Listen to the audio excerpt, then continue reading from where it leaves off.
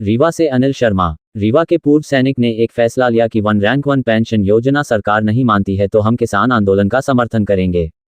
आपको बता दें कि पूर्व सैनिक अपने मांगों को लेकर पिछले 14 सालों से संघर्ष कर रहे हैं। इस बार पूर्व सैनिकों ने लोकसभा चुनाव में प्रधानमंत्री नरेंद्र मोदी और रक्षा मंत्री के खिलाफ 95 साल की उम्र के पूर्व सैनिक जवान जिन्होंने 1962, 1965 और 1971 की लड़ाई लड़ी है, वहीं से चुनाव मैदान में उतरेंगे और उन घायल जवानों को लोकसभा चुनाव मैदान में उतरेंगे और घर घर जाकर उन मांगों को जनता तक पहुंचेंगे और लोकसभा चुनाव बीजेपी को हारने के लिए वोट मांगेंगे। जो फ्रंट लाइन वर्कर है, सबसे ज़्यादा रिक्स है, जो एक रिक्स अलाउंस भत्ते के नाम से आप पेमेंट कर रहे हैं, उसको जो सबसे ज़्यादा जिस जवान को रिक्स है उसे आप 5200 रुपये दे रहे हो, और जो नॉर्मल रिक्स में रहते हैं उन्हें आप 15,000 दे रहे हो या 10,500 दे रहे हो। तो हमारी जो मेन मांग ये थी कि आप या तो समान कर दीजिए, मुझे नहीं चाहिए 5200 सबकी कर दीजिए, या फिर इस तरह से विसंगतियाँ मत करिए कि एक जवान की जो बॉडी की वैल्यू है वो 5200 है और एक जो एसी में बैठा हुआ अधिकारी है उसकी बॉडी की वैल्यू 15,000 है। ऐसा मत करिए। इन्हीं सभी चीज़ों को लेकर हमारा जो सरकार से हमारी जो टीम है 12 बार हम रक्षा मंत्री से मिल चुके हैं, लेकिन अभी तक कोई निर्णय नहीं मिला। 1 साल से जंतर मंतर पे बैठे हुए हैं। सरकारें सेना के प्रति अपनी सिंपैथी तो जाहिर करती हैं, लेकिन तब जाहिर करती हैं जब वो उनकी बॉडी बक्से में पैक हो जाती है और उनके गृहग्राम पहुंचती है, तब वो वहां पर अपनी सिंपैथी तो जाहिर कर देते हैं। लेकिन ऑन ड्यूटी या रिटायरमेंट जवानों की क्या परिस्थिति है और किन समस्याओं से वो जूझ रहे हैं, किसी सरकार को अभी तक कोई कानो-कान खबर नहीं पड़ी है।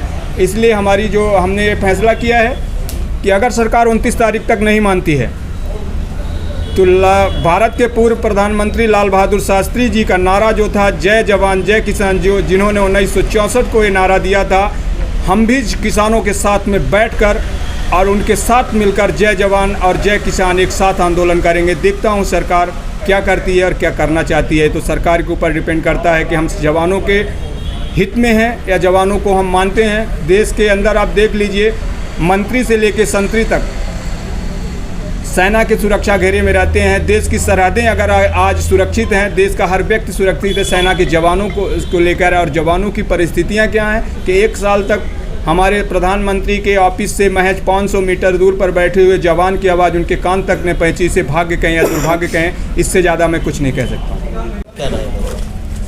सर, लोकसभा चुनाव आ रहे हैं और हमारे देश में प्रजातंत्र का वो है, और राजनीतिक पार्टियाँ जब भी चुनाव आते हैं, खासकर हमारी जब से हमारे प्रधानमंत्री नरेंद्र मोदी जी देश के प्रधानमंत्री बने, मैं उनका बहुत स्वागत करता हूं और सम्मान भी करता हूं। उन्होंने जब भी सेना के प्रति उनके प्यार और उनके मिलने का तरीका, सरहद में जाके लड्डू खाना, दीपावली को जवानों के साथ दीपावली मनाना अच्छी बात है, लेकिन वो लड्डू ऐसा मत खिलाओ कि उनके जवानों के पेट में एक बदहजमी हो जाए, जवान को हैजा हो जाए।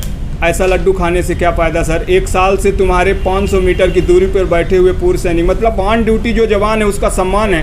रिटायरमेंट के बाद में क्या हमारा सम्मान नहीं है? हमने अपनी जवानी 18 साल की उम्र से लेके और 50 साल तक मैंने सेना में अपने आप को कुर्बान कर दिया, और जब हमें मूलभूत ज़रूरतों से गुजरना पड़ रहा, हमारे बच्चे बड़े हो रहे हैं, हमारी लड़कियाँ शादी के लिए हो रही हैं, और हमारी जो मूलभूत समस्याएँ हैं उनको लेकर हम अप्रोच कर रहे हैं। आप अपनी तो पेमेंट बढ़ा लेते हैं, अपनी सुविधाएं तो बढ़ा लेते हैं। हमने छोटी सी बात कही है कि हमारी एक बेसिकली सैलरी जो सिस्टम है उसको बढ़ा दीजिए महंगाई को देखते हुए। जो कैटेगरी जवान है, जो युद्ध के दौरान घायल जवान है, और रणनीति हमारा जो फैसला है, हमारे दो फैसले किए गए हैं। एक तो भारत के रक्षा मंत्री और प्रधानमंत्री जिस भी स्टेट से चुनाव लड़ेंगे, हमारे प्रगट सिंह हैं जो इसके संरक्षक मंडल हैं, वो 95 वर्ष के हैं। जहाँ से भी ये लोग चुनाव लड़ेंगे, रक्षा मंत्री और प्रधानमंत्री, उनके खिलाफ हम चुनाव लड़ेंगे और लोगों को घर घर जाकर बताएंगे कि जिसको आप वोट कर रहे हैं ये वही शख्स है जो जवानों के, आपके बेटे और आपके बच्चे, आपके पति और आपके भाई का कितना सम्मान ये कर रहे हैं। आप लोग देखिए, हम तो पहले से इनसे निवेदन कर रहे हैं 1 साल से कि हमारी बात आप मान लीजिए सर। हम कोई नाजायज़ नहीं है, कोई देशद्रोही नहीं है।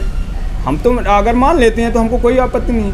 हम अपने पर्सनल के लिए थोड़ी कह रहे हैं कि हमारे घर में आके आप काम करिए। हम ये कह रहे हैं कि पूरे हिंदुस्तान की जो सेना है, जिसके सुरक्षा घेरे में हिंदुस्तान का एक छोटा सा बच्चा से लेके बुजुर्ग से लेके सब चीज़ उसके घेरे में है, और उसी को आप इस तरह से नज़रअंदाज करना अच्छी बात नहीं है। अग्निवीर योजना को लेकर भी आपने एक प्रश्न चिन्ह खड़ा कर दिया 1 करोड़ रुपए लेके, तो क्या इसमें क्या है, थोड़ी रोशनी डालिए।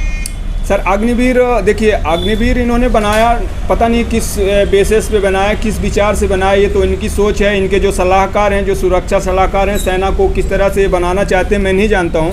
लेकिन आपको एक चीज़ ही छोटा सा बताता हूँ कि जो जवान 2 साल ट्रेनिंग करके और 10 साल सर्विस कर लेता है, तब भी वो सेना के परफेक्ट ट्रेनिंग के दायरे में नहीं आता है। और 6 महीने की ट्रेनिंग देकर क्या आप पैदा कर रहे हैं? अग्निवीर को कैसे आप दिखाएंगे? जब वो अग्निवीर रिटायरमेंट होके आएंगे तो उनको जो पूर्व सैनिक अभी वर्तमान में हैं उनको आप रोज़गार नहीं दे पा रहे हैं। तो जब वो 22 साल या 24 साल का जवान रिटायरमेंट आएगा, उसको कहाँ आप रोज़गार देंगे? एक छोटा सिंचापल दिया ना कि आप MSP जो रिक्स अलाउंस भत्ता है, सबसे ज़्यादा रिक्स किसका है, सबसे ज़्यादा कैजुअलिटी किसकी है? 44 जवान एक साथ शहीद हो जाते हैं, पूरे कंपनी की कंपनी कट जाती है। फ्रंट लाइन वर्कर कौन है? जवान है। तो जब तुम जवान के प्रति तुम्हारा स्नेह नहीं है, तो हम भी तुम्हारे प्रति स्नेह नहीं रखेंगे। पूर्व सैनिक जो हैं उन्होंने डिसाइड किया 2 आदमी जहाँ से भी चुनाव लगेंगे, भारत के रक्षा मंत्री और भारत के प्रधानमंत्री, उनके खिलाफ हम खड़े हैं। बताया कि